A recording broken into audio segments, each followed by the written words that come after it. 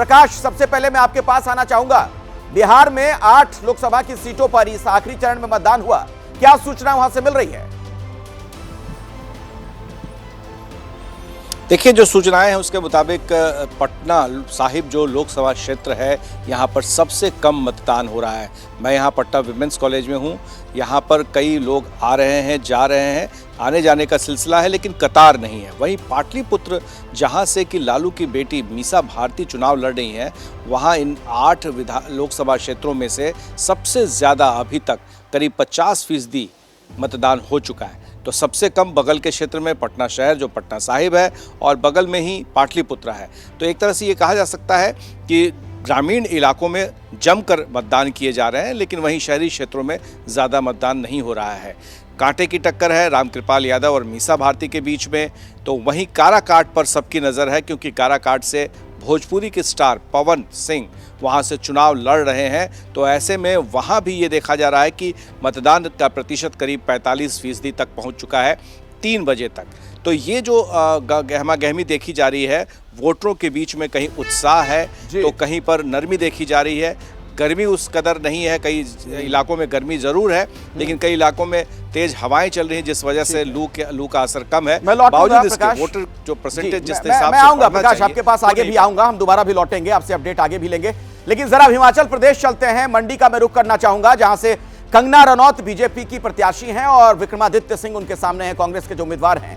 मेरे सहयोगी जैनेंद्र कुमार भी आज सुबह से लगातार मंडी से खबरें आप तक पहुंचा रहे हैं। जैनेंद्र, अभी क्या स्थिति है, मतदान को लेकर क्या अपडेट है?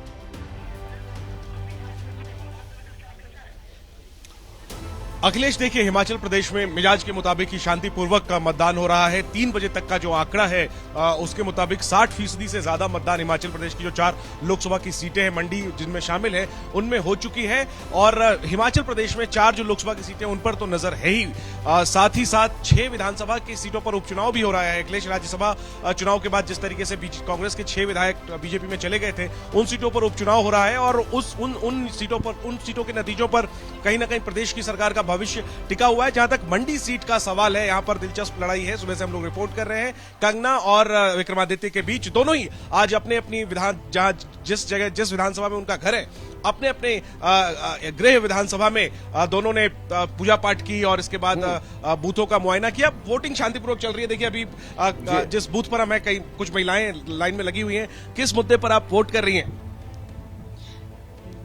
अच्छा, कुछ नहीं बोलना चाहते आप? कुछ बोलना चाहिए? हम चाहेंगे कि अच्छी सरकार का चुनाव जो हमारे मत में हो। जैनेंद्र, आप बताइए। तो ये ठीक है, नहीं बता रही है, गुप्त मतदान होना चाहिए। जैनेंद्र, सही है, वो आपको नहीं कुछ बता रही है। मैं आऊंगा फिर आपके पास, लेकिन चलते हैं जरा वाराणसी। अंकित गुप्ता हमारे साथ वहां से हमारे सहयोगी जुड़े हुए हैं। अंकित, बनारस प्रधानमंत्री मोदी का संसदीय क्षेत्र, आज क्या मिजाज वहां वोटर्स का दिखा आपको? अखिलेश, मैं ये कहूंगा कि अभी 2 दिन पहले जब आप भी यहाँ थे, हम लोग यही चर्चा कर रहे थे ना, इतने तापमान में कौन बाहर निकलेगा। 47 डिग्री पारा था। आज गनीमत यह है कि 42 डिग्री पारा रहा है और दोपहर 3 बजे तक 48% से ज्यादा मतदान हो चुका है। पिछली बार कितना हुआ था? 57%। 2014 में कितना हुआ था? 58%। तो अभी 3 बजे तक का आंकड़ा तो ये उम्मीद जगा रहा है कि 2014 और 19 के मुकाबले इस बार ज्यादा मतदान हो सकता है, क्योंकि मौसम जितनी जो उम्मीद की जा रही थी गर्मी होगी उतनी नहीं हुई और उसके चलते मतदाता घरों से निकले हैं। लेकिन वाराणसी चर्चा में क्यों है? प्रधानमंत्री नरेंद्र मोदी की सीट है, यहां से चुनाव लड़ रहे हैं, लेकिन जो बीजेपी का लक्ष्य है वो इस सीट से जो एक तरह से ऐतिहासिक मैंडेट दिलवाने का है। क्या प्रधानमंत्री नरेंद्र मोदी एक जो है ऐतिहासिक मैंडेट यहां लेकर के जीत हासिल करेंगे? क्योंकि अजय राय हैं मुकाबले में, वो इस बार साझा उम्मीदवार है कांग्रेस और समाजवादी पार्टी गठबंधन के, और उनका यह कहना है कि जितने वोट प्रधानमंत्री नरेंद्र मोदी को मिलेंगे उससे मुझे दुगने मिलेंगे। तो मुकाबला काफी दिलचस्प है। लेकिन अगर मैं जमीन की बात करूं तो प्रधानमंत्री नरेंद्र मोदी और उनके जो तमाम समर्थक हैं या पार्टी के नेता हैं, वो यही लगातार जो है उम्मीद कर रहे हैं कि वाराणसी की जनता इस बार उनको ऐतिहासिक मैंडेट से संसद भेजेगी। मसला दरअसल यही है अंकित वहां पर कि प्रधानमंत्री मोदी वहां जीतेंगे, ये तो लगभग तय है। हालांकि नतीजों के पहले कुछ नहीं कहा जा सकता, लेकिन वो जीतेंगे ही। हाँ, मार्जिन क्या होगा ये सवाल है, लेकिन सवाल ये भी है कि काशी से पूरे पूर्वांचल में क्या संदेश जा रहा है। क्या पूर्वांचल के भी सारे समीकरण बनारस से साध लिए जाएंगे, क्योंकि वहां कड़े टक्कर की बात कही जा रही है तमाम दलों के बीच में। मैं अब जरा चंडीगढ़ चलता हूं। सचिन कुमार हमारे साथ वहां से जुड़े हुए हमारे सहयोगी। क्या अपडेट सचिन आपके पास है? वोटिंग को लेकर क्या जानकारी और मिल पा रही है? जी अखिलेश, देखिए चंडीगढ़ में बेस्ट वोटिंग हो रही है क्योंकि 52.61% वोटिंग जो है वो 3 बजे तक हो गई है और उसकी रिफ्लेक्शन जो है हम चंडीगढ़ के इस पोलिंग स्टेशन पे आपको दिखा रहे हैं जहां पे लंबी कतारें लगी हैं।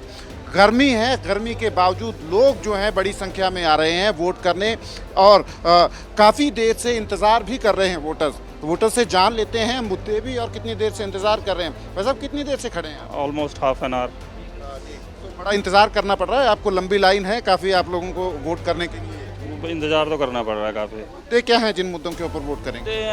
हेल्थ सिस्टम, हेल्थ के लिए सिस्टम ठीक होना चाहिए, एजुकेशन सिस्टम ठीक होना चाहिए, मिनिमम वेजेस होना चाहिए। ये सब तो लेबर का तबका है, यही रीढ़ की हड्डी है, इनका कुछ होता नहीं है। इनको सिर्फ आदमी एक बोतल दारू पे, लेडीज सूट पे, बस उसी चीज़ पे वोट करते हैं। अखिलेश, चंडीगढ़ में बेस्ट वोटिंग हो रही है पर चंडीगढ़ कैपिटल है पंजाब की, पर पंजाब की भी बात कर लें तो पंजाब में पोलिंग जो है कमोबेश कम हो रही है। लगभग 47% वोटिंग जो है हुई थी 3 बजे तक पंजाब में, तो चंडीगढ़ के मुकाबले होता अदरवाइज ये है कि जो कैपिटल सिटीज़ होती हैं वहाँ पे वोटर उदासीन होता है, वहाँ पे कम वोटिंग होती है, पर चंडीगढ़ में पंजाब के बजाय कम वोटिंग हो रही है। और बता दूं, चलिए 6 बजे तक कितना मतदान होता है, जब मतदान खत्म होगा तब वो आंकड़े भी दर्शकों तक हम पहुंचाएंगे। आप जानकारी हमें दीजिएगा जरूर।